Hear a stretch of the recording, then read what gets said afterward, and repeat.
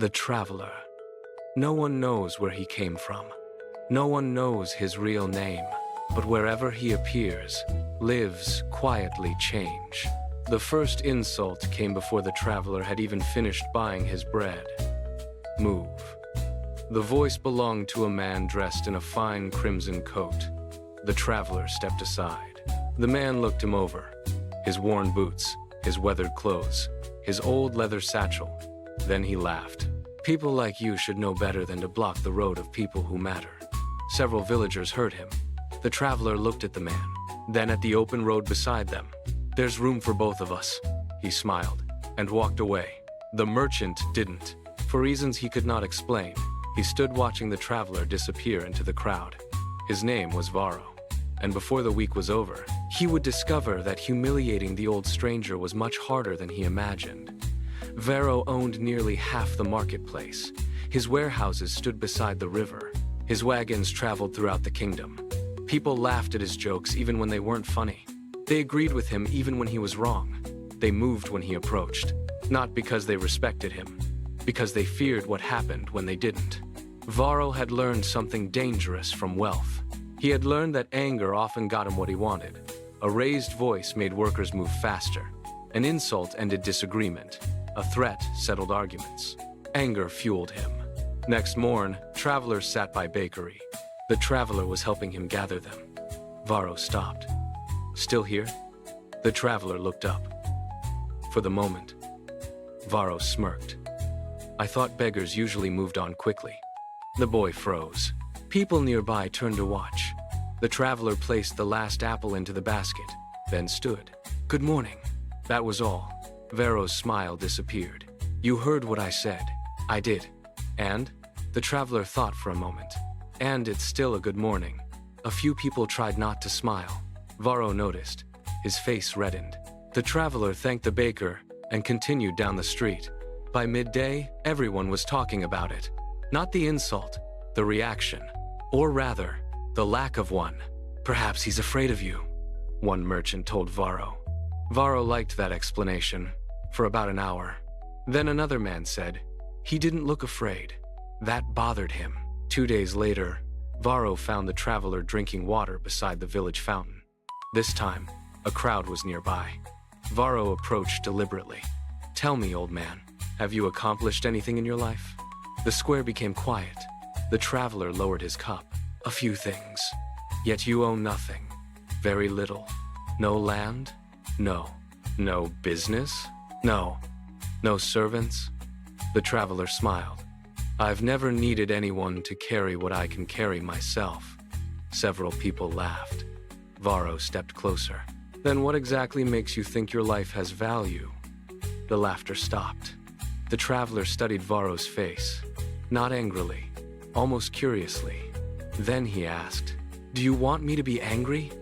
Varro hesitated. I don't care what you feel. The traveler nodded.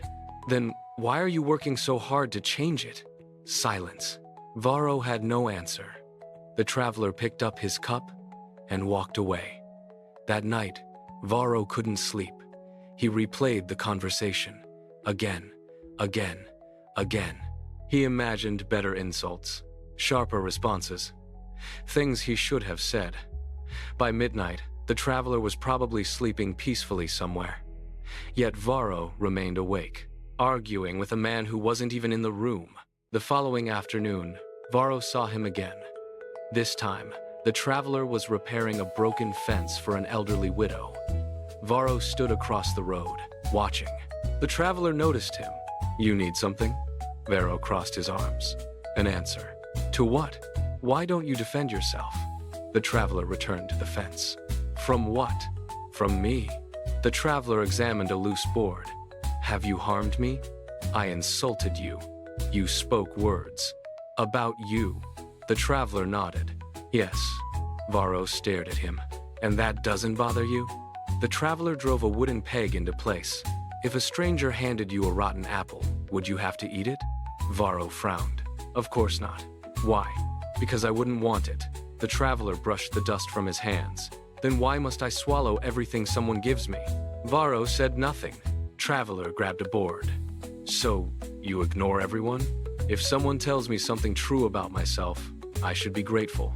And if it isn't true, then I have nothing to correct. Varro's expression changed. For the first time, anger's target unseen. Traveler's query, why care? I don't. Then go. Varro didn't move. The traveler waited. Finally, Varro looked away. Because when people become angry, I know I've reached them. There it was. Not anger, not pride, something smaller, something more fragile. The traveler saw it. So did Varro. As a boy, Varro had been powerless. His father had mocked him. Older boys had humiliated him. People had laughed when he spoke. Then he grew older. He became wealthy. People stopped laughing. Somewhere along the way, Varro had made himself a promise. No one would ever make him feel small again. So he learned to make everyone else feel smaller first. The traveler never learned any of this. He didn't need to. Varro finally understood it himself. A week later, something happened in the marketplace. One of Varro's youngest workers dropped a crate of expensive pottery. The crash echoed between the buildings. Pottery shattered, boy paled, silence fell. Varro's rage brewed. Then, at the terrified boy, his anger rose instantly. His fists tightened. He opened his mouth. Across the marketplace, the traveler was standing beside a fruit stall, watching. Varro remembered the rotten apple. For several seconds, he said nothing. Then he took a slow breath. Are you hurt? The boy stared at him. No, sir. Then clean it up. The boy nodded quickly. Varro turned toward his shop. After 3 steps, he stopped. And next time, the boy braced himself. Ask someone to help you carry it.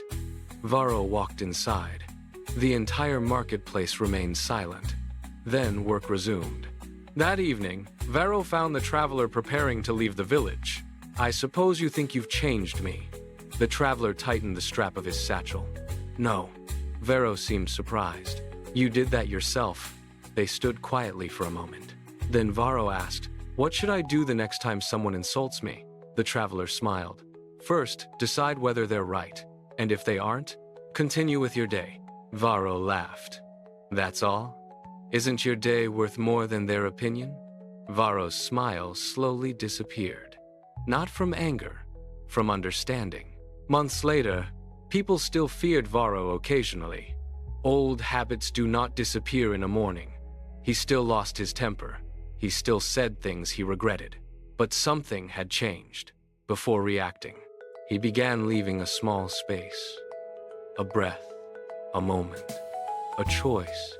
And inside that tiny space, Varro discovered a freedom his money had never been able to buy. The traveler walked, a failed beggar. Their owner had kept them. And perhaps that was the lesson. People will offer you anger, judgment, insults, contempt. You cannot always stop them, but you can decide what you carry when you walk away. Carry this wisdom with you, and may your path always lead toward peace. Until next time, keep seeking what truly matters. One story, one lesson, one life changed. If you enjoyed this video, please like and subscribe. Thank you.